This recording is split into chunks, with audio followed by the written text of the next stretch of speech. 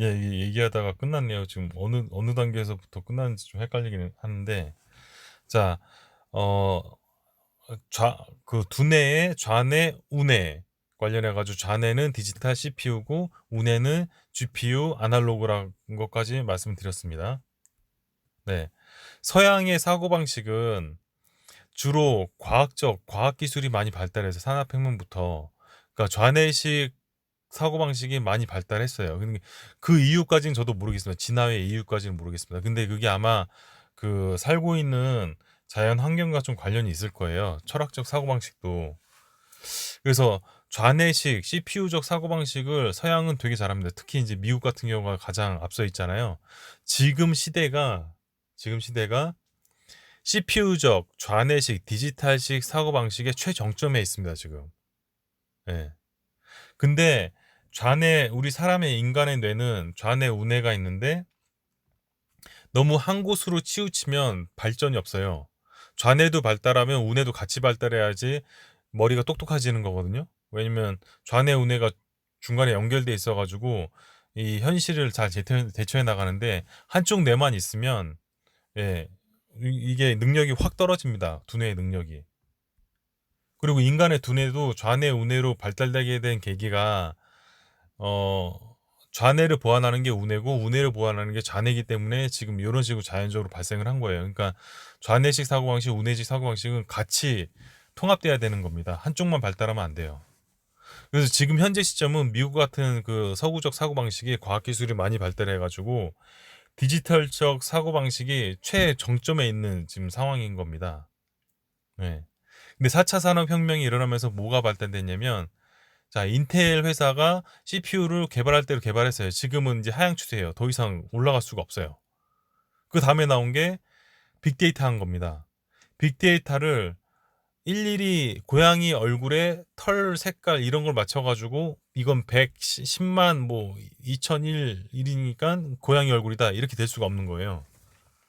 빅데이터처럼 아날로그식 사고방식, 예, 인공지능의 어떤 머신러닝이라든가 딥러닝이 있어야지 고양이 얼굴을 뭐 90% 이상 확률로 맞춘다는 그런 개념이 도입되는 건데, 그거는 말씀드리자면 지금 과학 문명이 디지털적으로 좌뇌식 사고방식이 정점이 돼 있어서 더 이상 발전할 수가 없는 겁니다.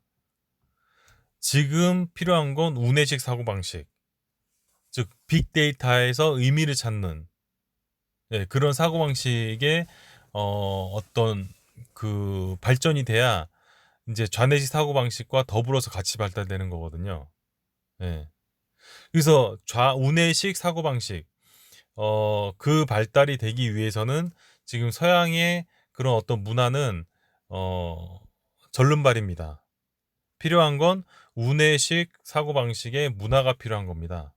그렇다는 얘기는, 자, 우뇌에는 아까 아날로그식 사고방식이라고 했는데 우뇌에는 뭐가 있냐면 감성적인 부분이 있어요. 예. 그 감성적인 부분인데 굉장히 디테일한 감성적인 부분이라는 거죠.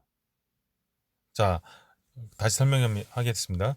서양의 문명은 좌뇌식 사고방식인데 좌뇌식의 정교함으로 이루어진 과학 문명이 발달된 사회입니다. 근데 지금까지는 그게 정점에 이제 다다라서 더 이상 발전을 할 수가 없고, 지금 필요한 건 우뇌식 사고방식의 정교한 그런 디테일한 어떤 문화가 필요한데, 그 문화를 누가 가지고 있냐면 대한민국이 가지고 있다는 겁니다. 자, 우뇌에는 숲을 보기 때문에 이런 입자는 좌뇌고요. 파동은 우뇌입니다. 그 이제 칼로 자잘하게 자를 수 없는 그런 부분이 이 파동이라고 보시면 됩니다. 파동은 전체적인 거고 숲인 거고 아날로그입니다. 그 우뇌식 사고방식이 정교하게 발달된 곳이 대한민국이라는 거예요. 제가 알면 할수록.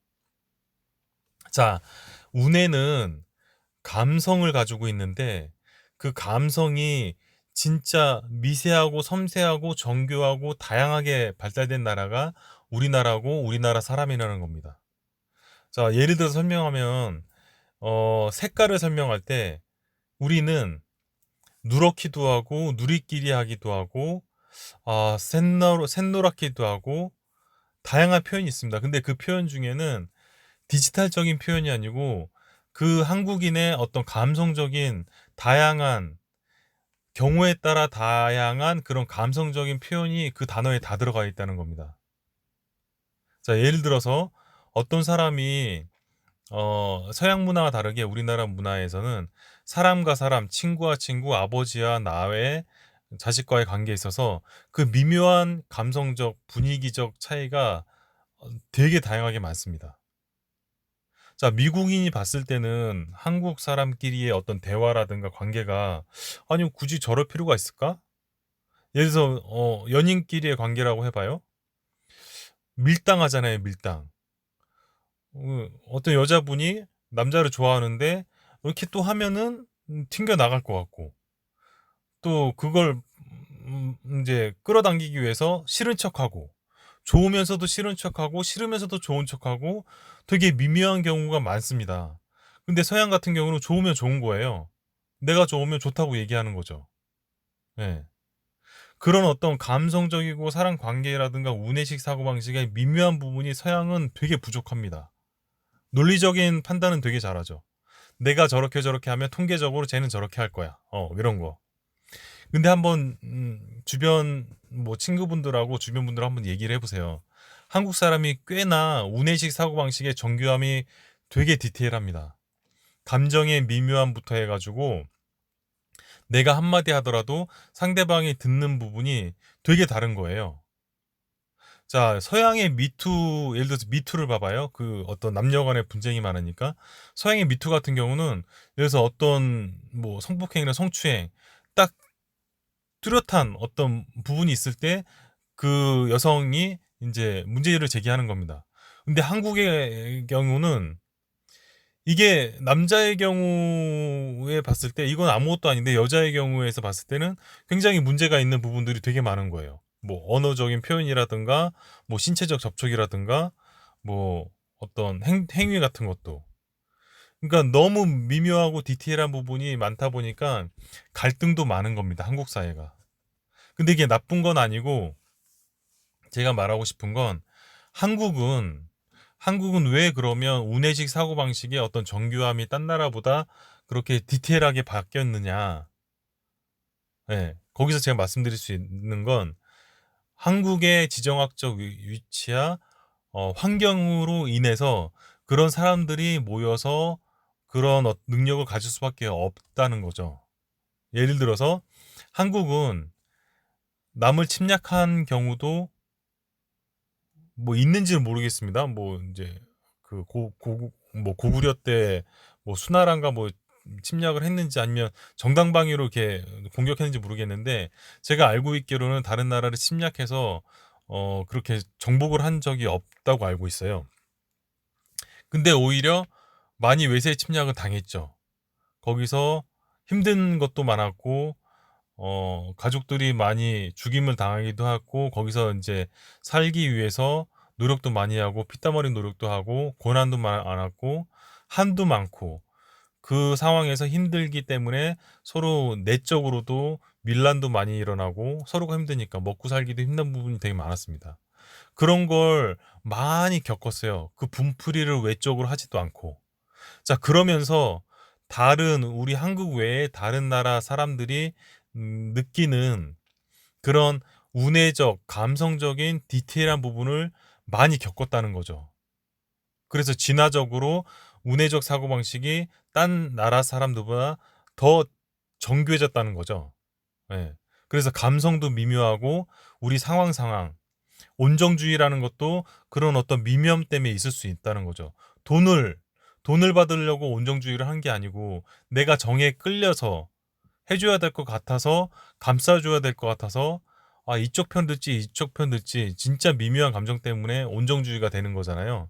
그것도 단순히 서양인이 봤을 때는 이 온정주의를 왜 하는 거지? 내가 돈을 받는 것도 아닌데 뭐 이렇게 간단하게 좌뇌식 사고방식으로 하잖아요. 근데 우리는 부정부패를 떠나서 온정주의라는 게 있습니다. 예, 우리 뿌리부터 왔던 그런 부분.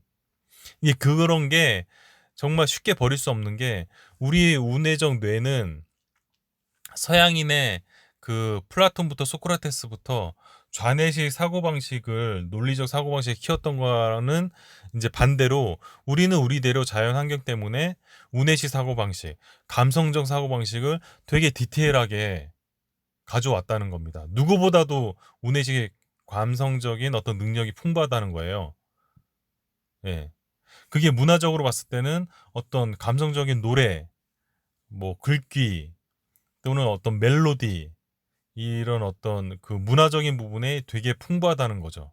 외국인들이 그게 몰라서 그렇지 아마 우리 문화적인 그런 어떤 감성, 마음을 심금을 울리는 그런 걸 한번 들으면 정말 외국인들이 봤을 때는 이렇게 심금을 울리는 디테일한 부분이 있을지 놀랄 겁니다.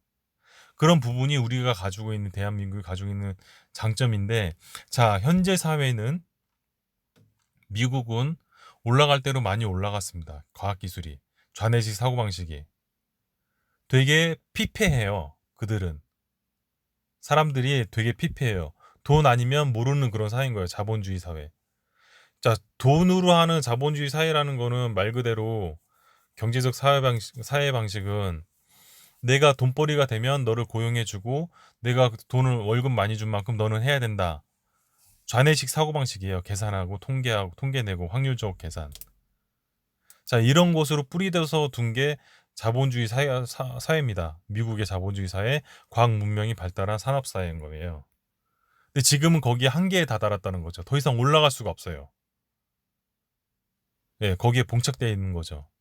거기서 미국이 필요한 부분이 뭐냐면 우리 한국처럼 사람들의 어떤 감성을 자극해주고 창의성을 발휘해주고 뭔가 보듬어주고 뭔가 안정감을 채우고 그런 어떤 걔네들이 부족한 어떤 우뇌식 사고방식의 어떤 디테일함이 필요한 부분을 우리 한국은 가지고 있다는 거죠. 그래서 우리가 봤을 때 우리 문화적으로 노는 부분을 서양인들이 봤을 때는 되게 신기해하고 어떻게 저렇게 디테일한 게 문화적으로 있을 수 있을까라고 놀라는 것도 최근에 아마 그런 것 때문에 있을 수 있습니다. 우리 케이팝이 유명한 것도 그 드라마도 유명한 것도 그리고 최근에 봉준호 감독의 기생충이라는 그런 부분도 어떻게 보면 기생충 영화 보시면 우리는 일상생활에 지하방에서 사는 게 신분 상승을 위해서 그렇게 생각할 수도 있다는 게 어떤 코믹한 드라마적인 요소잖아요. 근데 서양인이 봤을 때는 이거 영화 이 시나리오 이거 뭐야 이거 대박인데 이렇게 느낀다는 거죠. 우리가 생각했을 때 이건 뭐 기본이고 이럴 수 있지라고 생각한 영화가 서양인들이 봤을 때는 서양인들은 좌뇌가 발달돼 있고 우뇌가 되게 소외되어 있고 어 정교한 문화가 없기 때문에 그걸 봤을 때 되게 산뜻하게 다가오는 겁니다. 네, 노래도 그렇고. 그래서 제가 하나 추천드리자면 지금 그걸 한번 보세요. 음.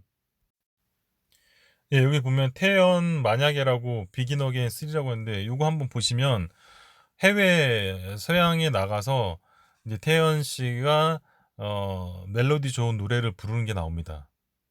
자, 우리가 부르는 어떤 목소리라든가 멜로디라든가 감성적인 부분이 되게 풍부해요. 그래서 이걸 듣는 외국인들이 심금을 울려서 눈물을 흘리는 사람도 있고 그렇습니다. 자, 이 노래뿐만 아니고 지금 태연 씨는 딱 컨셉이 맞는 거예요. 서양에서 좌뇌만 발달되어 있고 자본주의만 발달되어 있는 곳에 우리나라 사람, 감성적으로 우뇌가 풍부한 사람, 예술적 감성이 풍부하고 어떤 숲을 보는 능력이 풍부한 통찰력 가진 사람이 나가서 이런 예술적이지만 이런 거 보여줬을 때 서양인들이 반응이 다르게 다가오는다는 겁니다. 옛날에 비해서. 자, 요것도 있고, 네, 이면정의 사랑은 봄비처럼 이별은 겨울처럼, 겨울비처럼. 뭐 이거는 서양 사람들이 뭐 이렇게 좋아하거나 아직 그 단계는 아닌데 이 노래도 한번 들어보세요. 사랑은 봄비처럼 이별은 겨울비처럼. 요것도 멜로디는 70, 80년대 그런 멜로디지만 딱 듣고 있으면 우리나라 사람이 꽤 감성적으로 풍부하구나 이런 걸 느낄 수가 있습니다.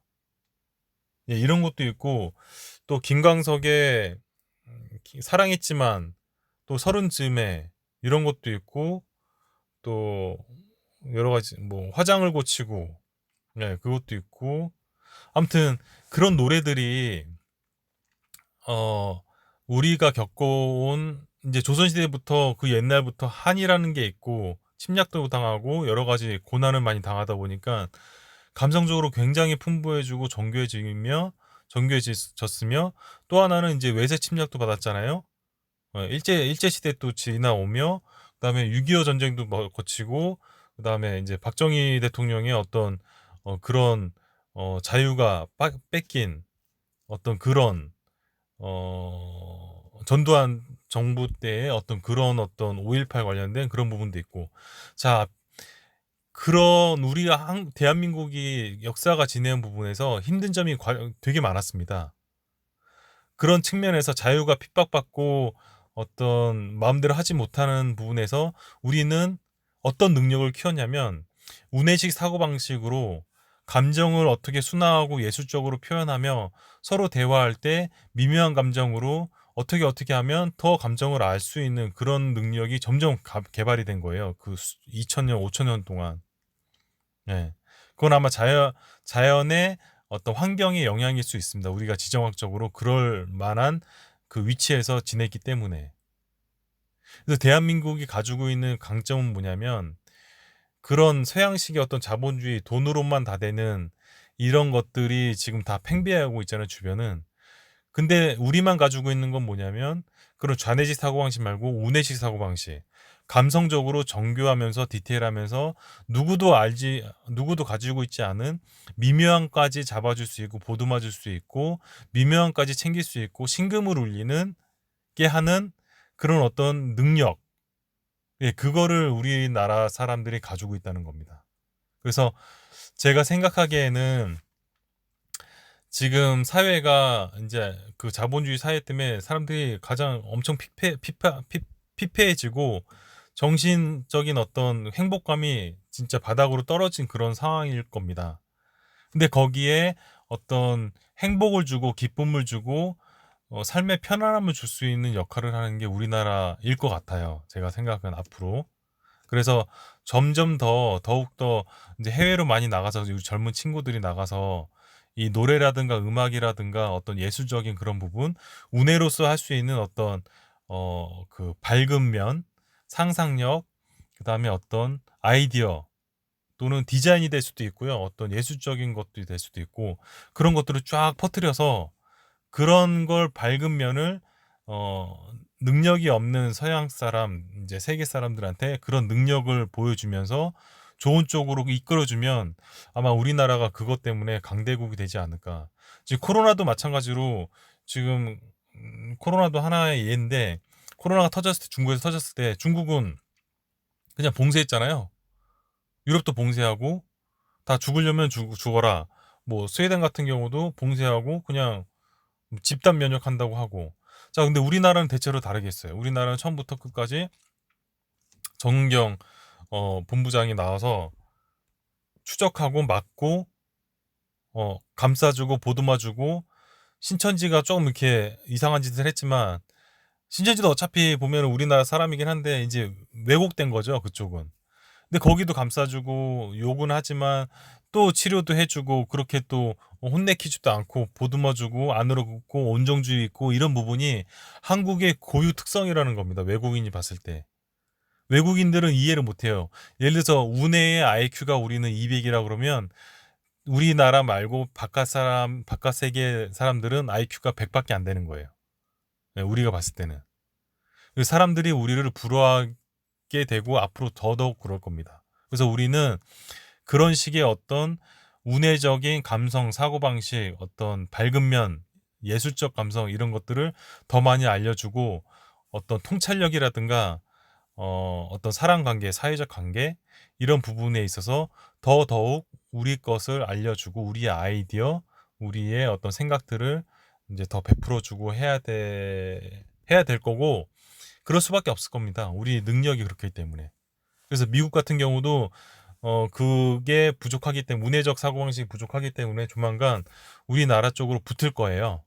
걔네는 과학기술을 가지고 있고 우리는 운해적 사고방식을 가지고 있기 때문에 미국과 우리나라가 합치면 엄청난 시너지 효과가 되는 거죠. 예. 과학 기술은 성대해주고 거기에 제반되는 사회적인 어떤 사람들끼리의 마인드가 정착이 되고 장착이 되고 해서 아마 좋은 사회가 될 겁니다. 스마트 시티라고 기술이 발달돼 있지만 운해적 사고방식이 안 되는 스마트 시티는 그냥 뭐 자본주의로 되는 거예요. 그냥 뭐 할렘가처럼 안 되는 거죠. 근데 우리나라는 그런 기본 자질이 있습니다. 네, 전통적으로. 그래서 스마트 시티처럼 신기술이 들어오면 진짜 잘 받아들여서 왜곡되지 않고 사람들이 중독되지 않고 잘 받아들여서 우리 것으로 만들어서 기술도 발전되면서 사람들이 서로 정도 깊고 우애도 좋고 사랑도 하면서 그렇게 발달된 어떤 한국적인 게 될 것 같습니다. 네, 그러면서 국가가 강력해질 거로 생각됩니다. 조만간. 지금 계속 상승 분위기인 것 같아요. 그래서 미국과 잘 친하게 지내고 우린 우리대로의 어떤 독자성이라고 해야 되나요? 독특함을 겸비해서 잘 지내면 모르긴 해도 정말 큰 강대국이 될 것 같습니다. 제 말이 좀 이렇게 일리가 있으신지 뭐 동의하실런지 모르겠지만 일단은 이 어떤 우리나라의 지금 이 음악 같은 것도 들으면서도 이런 게 점점 느껴져요. 예. 뭐 코로나 대처하는 것부터 해가지고 점점 이런 게 제 머릿속에 떠오릅니다. 예. 앞으로 미래 5년, 10년 후에 또 얼마나 강대국이 될지 좀 지켜보자고요. 네, 여기까지 하겠습니다. 감사합니다.